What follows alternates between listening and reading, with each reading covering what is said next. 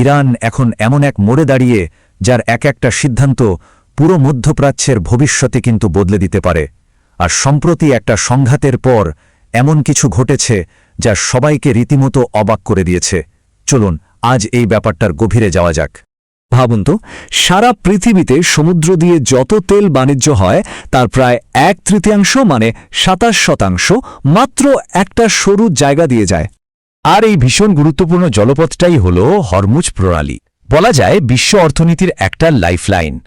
তাহলে একবার ভাবুন তো, কি হতে পারে যখন ইরানের মতো একটা বড় সামরিক শক্তি এই রাস্তাটা বন্ধ করে দেওয়ার হুমকি দেয়।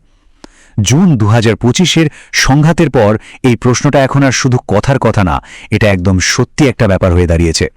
জুন 2025-এ সরাসরি একটা সংঘাত হল, ইরানের পারমাণবিক স্থাপনায় মার্কিন হামলা পর্যন্ত হল, কিন্তু তারপরেও বিশ্ববাজারে এমন একটা ঘটনা ঘটল যা কেউ আশা করেনি। ভাবা যায়, সংঘাত শুরু হওয়ার পর তেলের দাম বাড়ার বদলে উল্টো কমে গিয়েছিল। বাজার ছিল একদম শান্ত। আর এটাই আমাদের সংবাদের শিরোনামের আড়ালে লুকিয়ে থাকা একটা অন্য গল্পের দিকে ইশারা করে। আসলে এখানে শক্তির একটা বেশ জটিল ভারসাম্য কাজ করছে।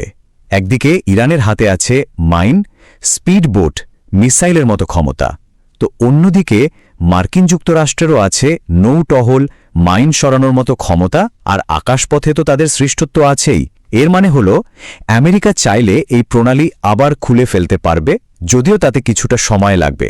তাহলে আসল প্রশ্নটা হল, ইরান কেন তার সবচেয়ে বড় অস্ত্রটা ব্যবহার করল না, আর বাজারই বা এত শান্ত ছিল কেন? এর উত্তরটা পেতে হলে আমাদের শুধু এই তাৎক্ষণিক সংঘাতের দিকে তাকালে চলবে না, এর পেছনের বড় কৌশলগত ছবিটা দেখতে হবে। এর উত্তরটা লুকিয়ে আছে ইরানের একটা পুরনো নিরাপত্তা কৌশলের মধ্যে। এটাকে বলা হয় ফরওয়ার্ড ডিফেন্স। এই কৌশলের মূল আইডিয়াটা ছিল আঞ্চলিক মিত্র বা প্রক্সি গ্রুপগুলোকে ব্যবহার করে যুদ্ধটাকে ইরানের সীমানা থেকে যত দূরে সম্ভব রাখা। কিন্তু বিভিন্ন একাডেমিক বিশ্লেষণ বলছে 2023 থেকে 2025 সালের সংঘাতগুলোতে ইরানের এই বহুদিনের পুরনো কৌশলটা বলা যায় ভেঙে পড়েছে। তাদের প্রক্সিরা দুর্বল হয়ে গেছে, সিরিয়ার মতো গুরুত্বপূর্ণ মিত্রদের পতন ঘটেছে, আর সরাসরি লড়াইয়ে এই কৌশলটা কোনো কাজেই আসেনি। ইরান ঠিক যে জিনিসটা এড়াতে চেয়েছিল, অর্থাৎ নিজের মাটিতে একটা ব্যয়বহুল সরাসরি যুদ্ধ, তাতেই জড়িয়ে পড়তে বাধ্য হয়েছে। এর ফলে যা হয়েছে, ইরান এখন তার পুরো নিরাপত্তা কৌশলটাই বদলাতে বাধ্য হচ্ছে। যেহেতু তাদের বাইরের নেটওয়ার্কটা ভেঙে গেছে, ইরান এখন নিজের ভেতরের সক্ষমতা বাড়ানোর দিকেই মনোযোগ দিচ্ছে। আঞ্চলিক মিত্রদের হারানোর যে ক্ষতি, সেটা পুষিয়ে নিতে ইরান এখন তার নিজের সামরিক শক্তি বাড়ানোর দিকে ঝুঁকেছে। যেমন ধরুন, আরও উন্নত ব্যালিস্টিক মিসাইল তৈরি করা, অত্যাধুনিক ড্রোন প্রোগ্রাম চালানো, আর সাইবার যুদ্ধের মতো বিধ্বংসী প্রযুক্তি আয়ত্ত করা। এই কৌশলগত পরিবর্তনটাকে খুব সহজভাবে এভাবে বলা যায়, আগে তাদের নীতি ছিল দেশের সীমানা থেকে দূরে আক্রমণ ঠেকানো, আর এখনকার নীতি হল যে আক্রমণ করুক না কেন তাকে সরাসরি কঠোর শাস্তি দেওয়ার হুমকি দেওয়া। কিন্তু সবচেয়ে অবাক করা পরিবর্তনটা হয়তো এসেছে আঞ্চলিক কূটনীতিতে। একসময়ের কট্টর শত্রু সৌদি আরবই এখন উদ্যোগ নিচ্ছে ইরানকে একটা বড় যুদ্ধ থেকে বাঁচানোর জন্য।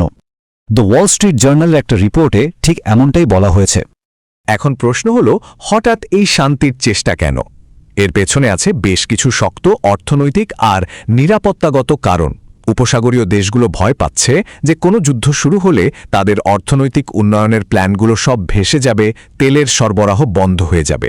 মানে পুরনো শত্রুতার চেয়ে এখন সবার অভিন্ন স্বার্থটাই বড় হয়ে উঠেছে। তাহলে আমরা কোথায় এসে দাঁড়ালাম? মধ্যপ্রাচ্য এখন একটা সন্ধিক্ষণে দাঁড়িয়ে।